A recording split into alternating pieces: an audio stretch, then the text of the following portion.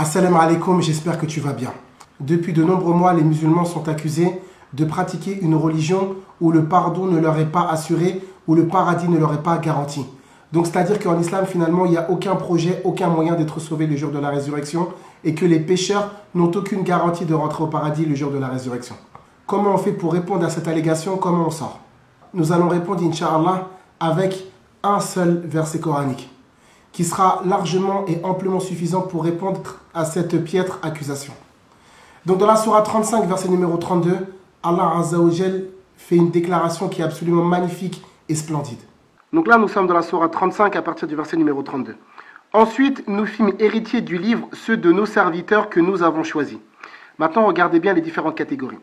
Il en est parmi eux qui font du tort à eux-mêmes. Et ces gens-là, c'est des gens qui sont négligents dans certaines obligations et qui transgressent certains interdits. Donc finalement, c'est des pécheurs. D'autres qui se tiennent sur une voie moyenne. Ça, c'est une catégorie au-dessus. Et d'autres, avec la permission d'Allah, devancent tous les autres par leurs bonnes actions. Telle est la grâce infinie. Regardez le verset 33. Les jardins d'Éden où ils entreront. Mais qui va rentrer dans ces jardins d'Éden? Qui seront les fameux élus du paradis? Les gens qui font du tort à eux-mêmes, les gens qui sont sur une voie moyenne et les gens qui devancent tout le monde. Parés de bracelets en or ainsi que de perles, et là leurs vêtements sont de soie. Regarde, subhanallah, la beauté coranique et l'éloquence d'Allah le Tout-Puissant. Même si la personne elle fait des péchés, c'est-à-dire qu'elle commet des interdits et qu'elle a des manquements dans ses obligations, ou bien que ce soit une personne de classe supérieure, donc une personne qui fait ses obligations, qui ne fait pas les interdits, ou une personne d'un niveau encore supérieur, qui fait ses obligations, qui ne fait pas les interdits et qui fait des actes surérogatoires et facultatifs, Allah a promis le paradis pour les trois.